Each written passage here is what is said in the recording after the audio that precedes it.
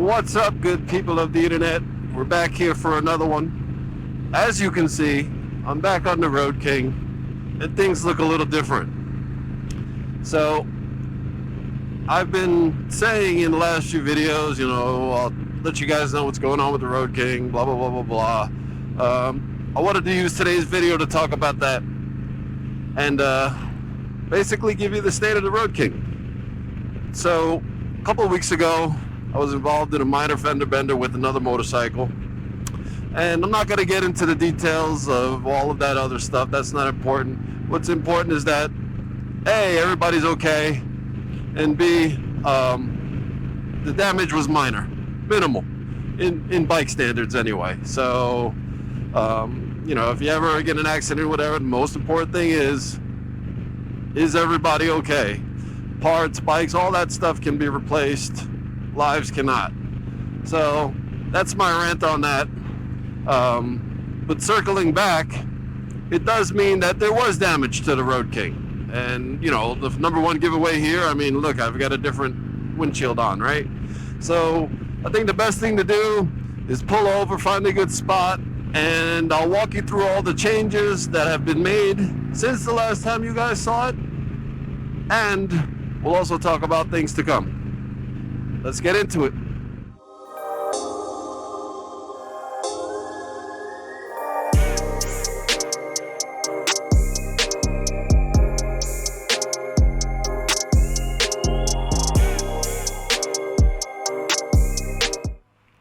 Alright guys, so I pulled over. Let's just go over the stuff that was damaged, and I'll talk about the replacements. So if we're starting in the front, I had the old Harley Davidson trim ring, the one that kind of hung over the top a little more than the stock ring. And I did that because, I don't know, it kind of looked like Mike Lazowski without it. It looked a little meaner that way, so I was happy about that.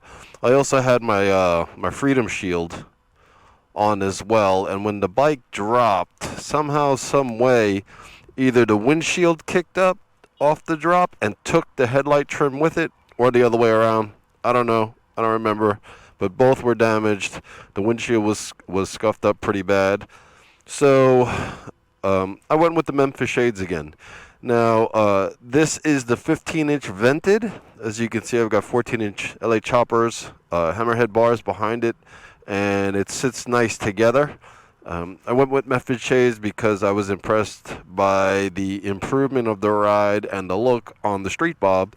So, looking for something I could just get real quick without breaking the bank. This is the direction I went, and I'm happy with it. Just to stay on that topic for a minute, because they come with these fixed quick release things that replace the Harley ones.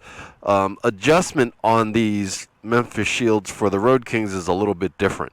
And I don't know if I can show you this, but there's two Allen keys in here.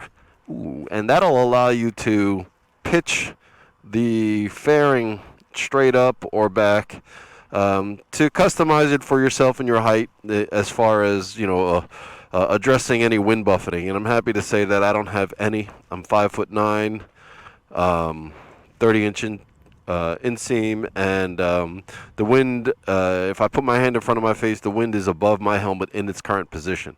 So you can see it is kind of, I moved it forward almost as much as I could. One of the other benefits of running the Memphis Shield versus the other windshields that I've had, and I've had the wind splitter and, like I mentioned before, the Freedom Shield, is this shield with the ability to move back and forth. It allowed me to move my handlebars more forward as well, and I think it looks a little better when it's more in line with the fork like you see here. So I'm happy about that.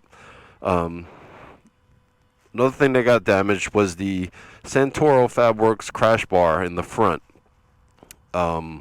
It got bent up pretty bad, so I just took it off for now. But it did its job. It protected the engine, the exhaust, anything else from hitting the ground. The only thing that was on the ground was the ends of the crash bar. So I'm happy to report that it does its job very well. And the question at this point is, am I going to go back in that direction again, or should I do something different? I considered doing lowers, but I'm not sold on the look of the lowers and the Memphis Shades fairing. It'd be great for rain protection here in South Florida. It rains often and a lot. And of course, rock protection and stuff like that. I don't know about you guys, but I always get hit in the same spot on the same leg with rocks on the highway. Am I the only one? But I digress. So another thing too was the Zero frame mounted highway pegs was damaged and pretty scratched up, so I took those off and I repurposed. I had these cross thread version 2 pegs on here. I repurposed those for the passenger side to match the new floorboards. And if we can talk about the floorboards, these are the San Diego custom floorboards. I've been a fan of these for a while, and ultimately that's why I ran with these. They're slim, they're sleek, and the grip pattern matches closely to the cross thread brake pedal and these passenger pegs here that I already had. So that's why I went in that direction. Also, my brake arm was bent in. I couldn't even use it. So I actually did go back to the well and I bought the same brake arm. That's a Cross Thread Cycles brake arm. It's got 3 holes for where you want your pedal. And overall, I was happy with the product, so I went back in that direction. So those are the major things that happened to the bike. I was lucky enough to not have anything really more than that. If you look here, I did replace the heat shields with these carbon fiber ones by Rebus Customs. The Hogworks ones that I had previously were on their way out, so I just I had ordered these already, and they came on time. Rebus is a really good company to work with. If you haven't seen my older videos, they're also the company that did the carbon fiber dash insert and the carbon fiber saddlebag inserts with the nice blue line around there for a nice touch. So reach out to these guys, high quality, real carbon fiber, and they customize it. If you wanted to say something in here, like, I have the Wrist King in here, they'll do that for you. Talk to them, really good to work with, and they deliver on time, and they deliver a nice product.